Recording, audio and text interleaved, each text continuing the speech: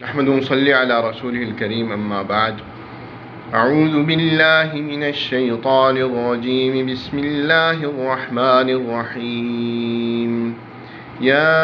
ایہا الذین آمنوا ان جاءکم فاسق بنبأ فتبينوا أن تصيبوا قوما بجهالة فتصبحوا على ما فعلتم نادمين۔ صدق اللہ العظیم۔ یہ سورہ حجرات کی ایک آیت میں نے تلاوت کی ہے۔ اس وقت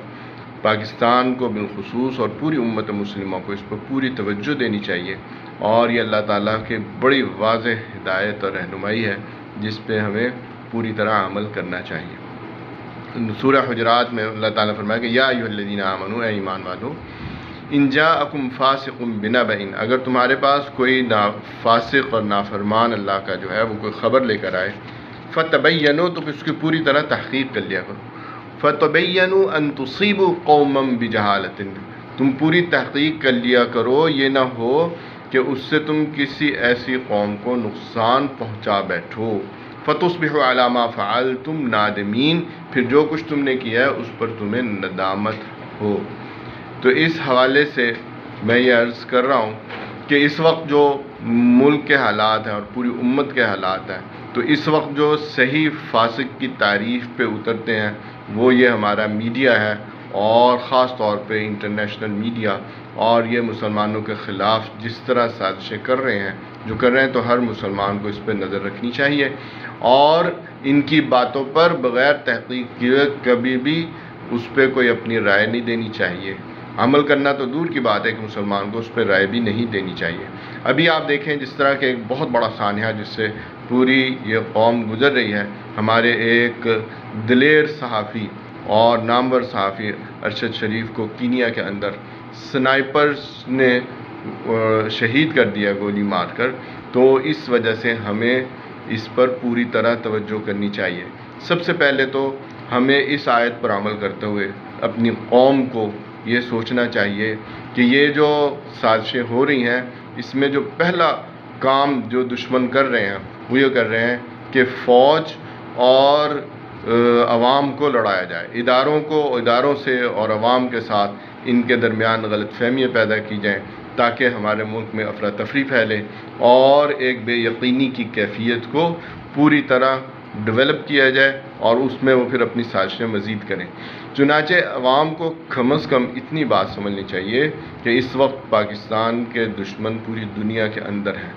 ہر ملک کے دشمن ہوتے ہیں، لیکن پاکستان کے خاص طور پر اس لیے ہیں کہ یہ پاکستان واحد ملک ہے جو یہ لا الہ الا اللہ کی بنیاد پہ بنا ہے، اور پاکستان کی عوام اس بات پر پوری طرح قائم ہے کہ ہم نے یہاں پر اللہ کا دین قائم کرنا ہے۔ ہم کسی باطل کو پسند نہیں کرتے، کسی ظلم کو پسند نہیں کرتے، کسی کے ساتھ زیادتی کو پسند نہیں کرتے۔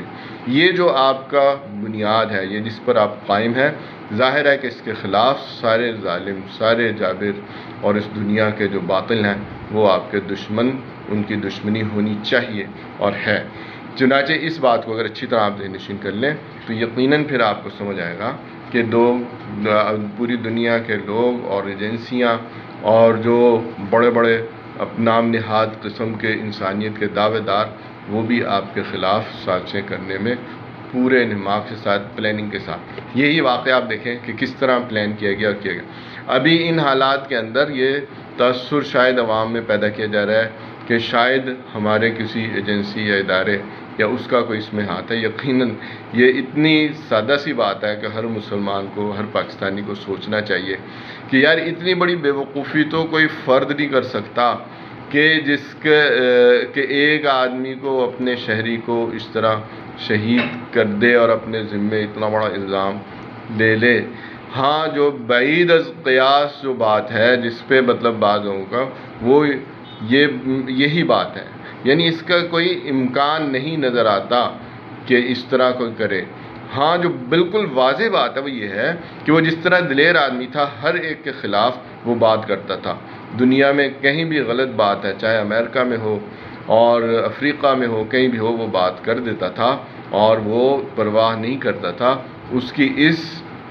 دلیرانہ اور اس کی اس جرأت کو لوگوں کو اچھا نہیں لگا، اور ان لوگوں نے جن کے خلاف اس نے باتیں کی انہوں نے یہ کام کیا ہے، ٹھیک ہے۔ اور یقیناً اس کا ہم سب جانتے ہیں کہ وہ فوج کے خلاف بھی یا اداروں کے خلاف بھی اگر بات کرتا تھا تو اس کا ایک تاثر ہوتا تھا، دل سے وہ ایسا نہیں تھا۔ یعنی اس سے پہلے یہ بات اچھی طرح سمجھنی چاہیے کہ کوئی بھی دشمن جو ہے اس کی ہمیشہ یہ کوشش رہی ہے، اور ہم تو اس چیز کو بھگت چکے ہیں کہ مشرقی پاکستان کے اندر فوج اور عوام کے درمیان جو ایک رنجش پیدا کی، اس کے نتیجے میں ہم سے مشرقی پاکستان چھن گیا۔ یہی حرکت پھر انہوں نے بلوچستان میں کوشش کی، اور یہی حرکت اب وہ کر رہے ہیں کہ ہمارے اداروں اور عوام کے درمیان ایک بہت پیدا کر دیا جائے، غلط فہمیاں پیدا کی جائیں۔ ظاہر ہے کہ اس سے کسی بھی ملک کے اندر خاص طور پر فوج اور عوام کے درمیان اگر غلط فہمی پیدا ہوگی تو آپ خود بخود وہ ملک کمزور ہوتا چلا جائے گا۔ چنانچہ اس سازش کو سمجھیں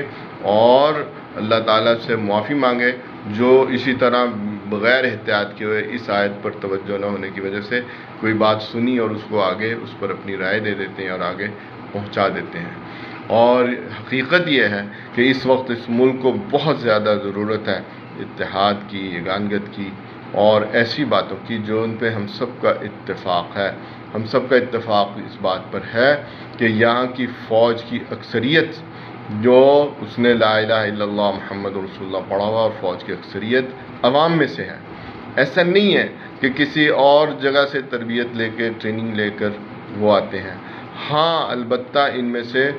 جو لوگ اپنے آپ کو فوج کے اندر بھی لبرل، سیکولر یا ماڈرن بننے کی کوشش کرتے ہیں، انہیں ہوش کے ناخن لینے